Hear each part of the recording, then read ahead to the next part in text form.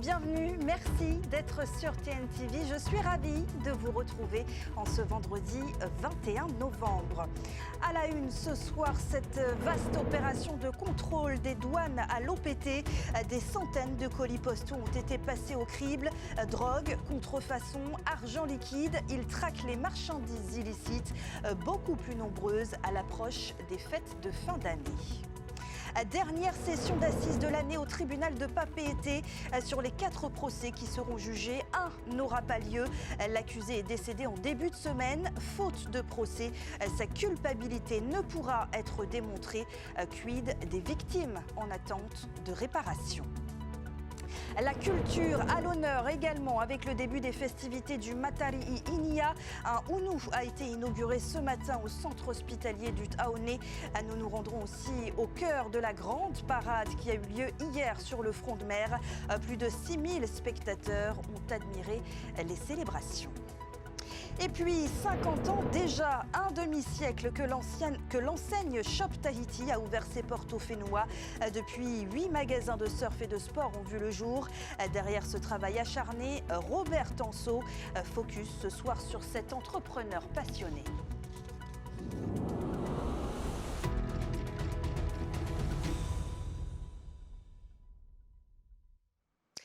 Des centaines de colis postaux ont donc été contrôlés ce matin par les services des douanes. Une opération de grande ampleur pour traquer les marchandises illicites, de la drogue, de l'argent liquide ou encore des contrefaçons. Des infractions de plus en plus courantes à l'ère des commandes en ligne. Et à l'approche des fêtes de fin d'année, les douaniers sont particulièrement vigilants. Nicolas Pérez et Mereteato. Les fêtes de fin d'année sont traditionnellement synonymes de forte affluence en termes de colis postaux pour les agents de l'OPT. Rien qu'en colis postal, on peut recevoir, quand c'est des journées hautes, jusqu'à 1200, 1500 colis postaux en un jour, qui vont être flashés. Et cela, c'est sans compter tout ce qui est recommandé, sans compter tout ce qui est au courrier normal. Dès la réception, les agents des douanes, accompagnés de leurs chiens spécialisés, inspectent méthodiquement chaque paquet. Allez. Coup de cœur. Depuis le début de l'année, près de 26 000 colis ont été contrôlés. Environ 19 000 sur le vecteur du fret postal, 6 000 sur le vecteur du fret express. Ça a donné lieu à environ 142 constatations. Alors quand on dit constatation, c'est-à-dire des saisies de marchandises qui sont diverses. Ça va concerner des perles d'imitation, ça va également conserver des stupéfiants à hauteur d'environ 9,3 kg qui ont été constatés ici sur le vecteur postal ou express. Ça va également concerner des médicaments et quelques armes. Voilà. Des colis postaux qui ne sont pas choisis au hasard, puisque ce mode d'envoi serait particulièrement prisé par les contrebandiers.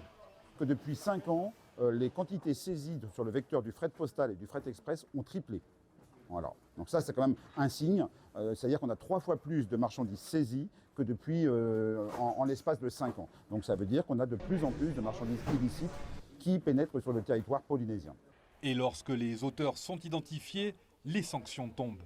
Interception des personnes. Ensuite, on peut aller jusqu'à placement en retenue douanière, en garde à vue des personnes. Ensuite, on va aller dans les visites domiciliaires, les perquisitions dans les domiciles. Voilà.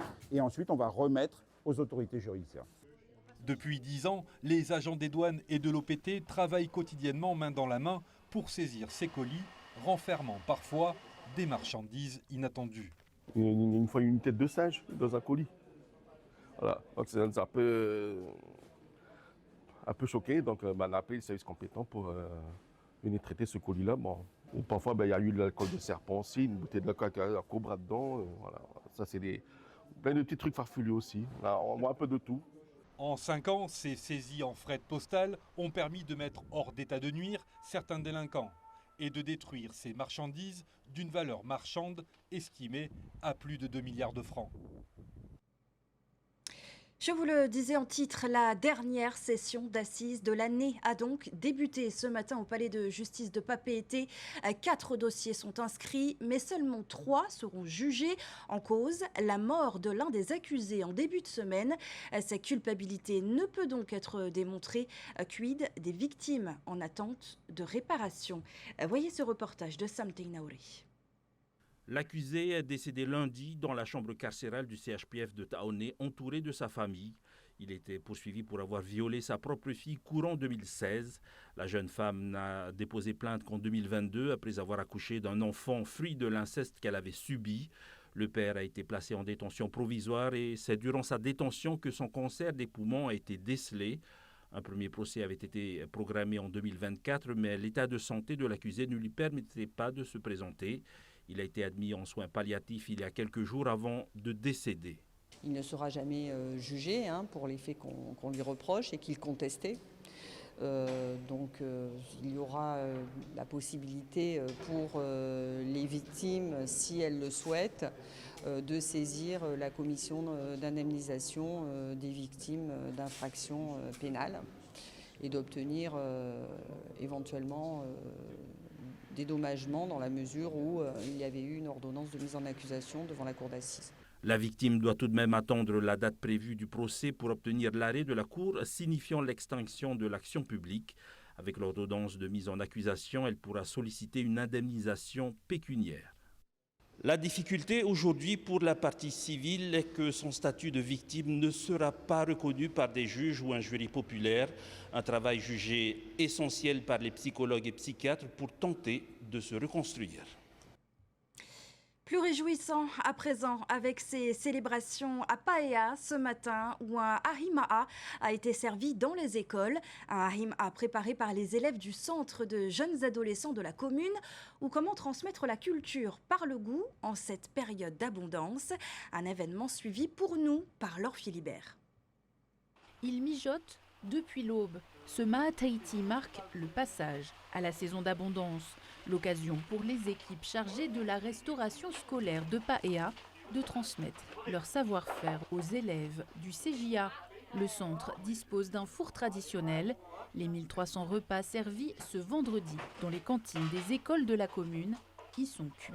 Cette première édition, on a choisi le Mantari Inia pour marquer un peu le coup. Toute la préparation s'est faite à la cuisine centrale de Paea. Et la cuisson seulement s'est faite à l'intérieur du four tahitien. Ayant l'outil et ça tombait sous le sens de la démarche d'introduire les produits locaux et pourquoi pas mettre en place aussi cette pratique ancestrale de la cuisson au four de terre. À la sortie du Ahima'a, les plats sont répartis puis expédiés directement dans les cantines pour le service de midi. On a servi aujourd'hui du pou à chou, du poulet fafa, du hippo, du poulet à la banane et du poisson cru au lait de coco. Ça rentre dans la démarche de la découverte du goût et surtout se réapproprier sa culture. Et là, en l'occurrence, nous avons la culture culinaire tahitienne. L'idée, c'est que ce soit concret pour les élèves. Donc là, c'est clairement de la pédagogie de projet qui est mise en place. L'idée, c'est que sur l'ensemble de la circonscription et même au-delà, cela devienne une habitude, puisqu'il faut que les enfants se réapproprient finalement énormément de pans de leur culture. Et l'aspect culinaire, c'est l'un des aspects de la culture. À l'école de Papéroué, les petits gastronomes ne se font pas prier pour goûter les différents plats. En tête des demandes, le pot et banane et le poisson cru. Et beaucoup ont demandé à se resservir. Ouais, mais d'habitude, on ne mange pas vraiment de Maataiti. Mais en même temps, le poé aussi, c'est très bon à manger. C'est vraiment bon. C'est une bonne chose, c'est bien. Ils sont, ils sont en forme pour le faire. Parce que le Maataiti, il faut le préparer tôt le matin. C'est quand même des trucs qui viennent de la terre et moi, je suis très contente.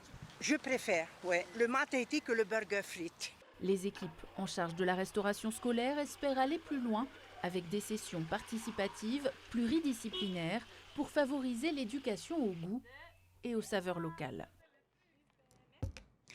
Et pour rendre hommage à la saison d'abondance, le centre hospitalier de Taoné a inauguré aujourd'hui un Ounou. La pièce d'une dizaine de mètres de hauteur a pris place dans le hall de l'établissement. Une inauguration en présence de l'association Haururu, d'une délégation hawaïenne et néo-zélandaise. Un moment fort en émotion pour l'ensemble du personnel, mais aussi pour la directrice de l'hôpital. Hani Teriipaya réagit au micro de Désiré Teivao et Oriano Tefao. Ces festivités étaient l'opportunité pour nous de nous rassembler et surtout autour des valeurs que nous portons au sein du Aora. Le respect, l'humilité et la solidarité. Et ce sont ces valeurs qui nous unissent aujourd'hui dans notre cœur de métier, de prendre soin de notre population tous les jours, de bien accueillir notre population. C'est M. Éric Marchand qui est l'artiste. Il nous représente toutes les spécialités médicales, enfin du soin, mais aussi ont été sculptés les 5 archipels et ainsi que les valeurs que nous partageons.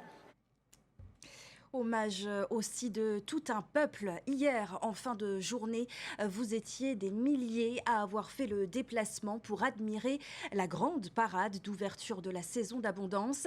Elle a eu lieu sur le front de mer où 1700 personnes ont défilé, chanté et dansé aux côtés de chars fleuris. Un peuple uni pour célébrer sa culture. Nous y étions, regardez.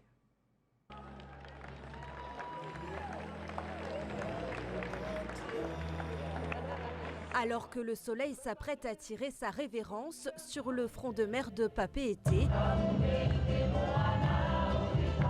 le premier cortège arrive. Et déjà, les premières émotions submergent le public. C'est magnifique, c'est plein de couleurs, c'est génial et on en prend plein les yeux. Bravo. Nous sommes les plus grands voyageurs du monde. Oui. Dans les rues, les chars défilent en l'honneur de la saison d'abondance. À leur côté, 1700 personnes en costume traditionnel. Un spectacle unique. La culture polynésienne montre toute sa puissance.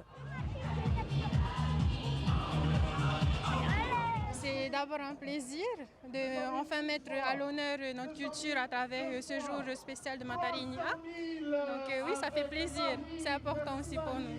C'est la joie, hein, c'est la fête, c'est les festivités et on est content d'être là. Après le Heiwa Imahina, aujourd'hui on participe à cette belle manifestation en commémoration de Ruat Atan, c'est le thème que nous avons choisi aujourd'hui. Celui qui se sacrifie pour donner la vie à toute la population qui souffrait de famine.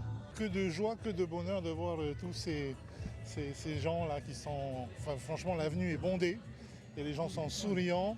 Pour l'instant, le ciel n'est pas trop abondant, donc on touche du bois. Mais pour l'instant, c'est que du bonheur.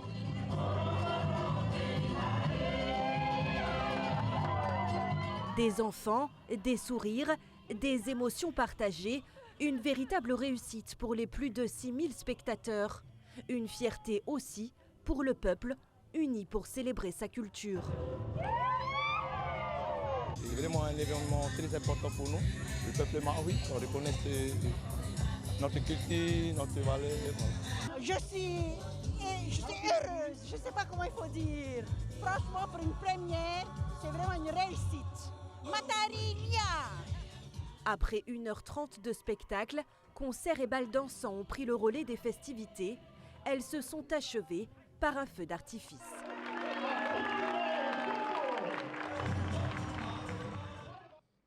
Et les festivités officielles du Matari Inia se poursuivent demain à Tautira, mais aussi dimanche au musée de Tahiti et des îles. Billabong, Nike ou encore Surfrider. Vous connaissez tous ces magasins, mais peut-être moins l'homme qui se cache derrière. Le portrait ce soir du fondateur de l'enseigne Shop Tahiti, Robert Tanso, nous raconte les débuts de cette aventure qui a débarré en 1975. L'enseigne fête cette année ses 50 ans, un demi-siècle d'audace, de travail et surtout de passion que nous racontent Hoanui Atuariva Désiré Teivao et Heimanu Manutrei. C'est l'histoire d'un pari audacieux. Parti étudier l'informatique aux États-Unis, c'est finalement dans le commerce international que Robert Tanso décide de se lancer. En 1975, Shop Tahiti voit le jour. Un demi-siècle plus tard, l'aventure dépasse toutes ses attentes. 8 sociétés, près de 50 employés et une success story toujours en mouvement. J'ai voulu ouvrir un commerce de software qui était précurseur et peut-être very challenging, comme on dit en Amérique. Et donc, j'ai voulu me payer ce challenge en 75, fin 75. Et c'était le top départ donc, de ce commerce de software. Au fil des ans, l'enseigne a évolué avec son temps. Mais aujourd'hui, elle doit désormais composer avec une concurrence de plus en plus présente. J'ai toujours considéré mes employés comme une grande famille. Et cette grande famille a beaucoup poussé. Elle s'est agrandie, qui a permis l'ouverture de plusieurs boutiques. Le commerce du prêt-à-porter est devenu extrêmement dur et donc on a besoin de rechercher de nouvelles idées pour être concurrentiel face aux achats en ligne et aux achats de voyage. Cette histoire, c'est désormais en deux qu'elle s'écrit. Reymana, son fils, a repris progressivement le flambeau. Après avoir grandi au sein de l'entreprise, il met aujourd'hui toute son expérience au service de la société. Quand j'étais au collège-lycée, mes parents me disaient à chaque vacances il faut que tu ailles donner un coup de main à la boutique. Mais bon, en étant jeune, tu ne veux pas, tu veux aller à la mer, tu veux passer du temps avec tes copains. Et ben non, il fallait travailler à la boutique. Mais je savais au fond de moi que c'était pour mon bien et pour le bien de la société. C'est donc une histoire familiale qui dure depuis 50 ans et qui prouve qu'avec passion, travail et audace, on peut devenir un acteur majeur du commerce finnois. Et à l'honneur également dans ce journal, un maître dans l'art de jouer du ukulélé, mais également de le fabriquer. Papa Pori nous a ouvert les portes de son atelier à Nukuhiva aux Marquises. À 71 ans, l'homme s'est fait une véritable place dans le milieu.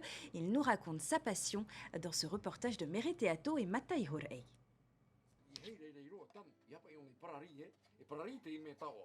C'est à Taukua que Papa Pori a installé son atelier.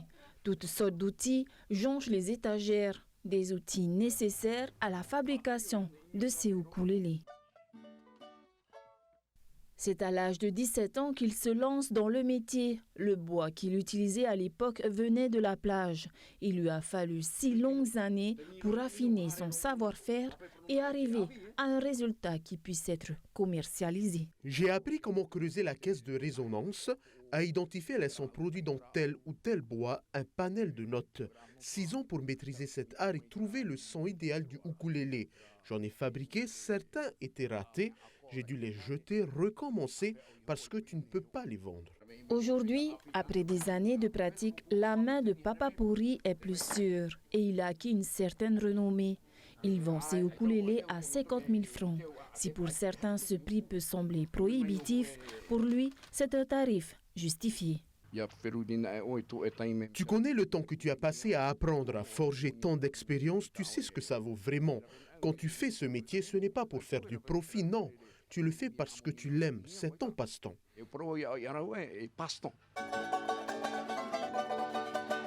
Il initie également les jeunes de son île à la fabrication de cet instrument que l'on retrouve dans toutes les bringues polynésiennes.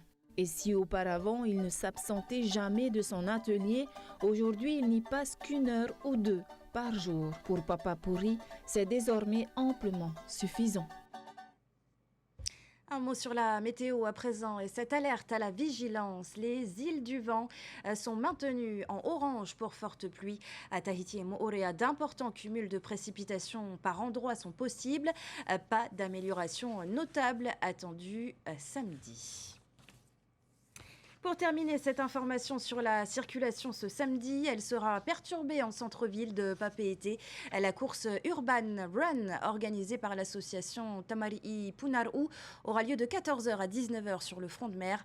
Des fermetures et des déviations seront mises en place. Pensez donc à prendre vos dispositions. Voilà pour cette édition. Merci de votre fidélité. Juste après, retrouvez l'émission Débrief avec Aurélie Ferreira.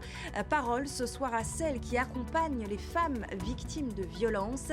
Ce sera suivi de la Star Academy. On se quitte sur ces images du feu d'artifice tiré hier soir dans la rade de Papeete où des milliers de personnes ont animé les célébrations d'ouverture du Matarinia. Je vous laisse apprécier. Je vous dis à demain. Excellente soirée à tous.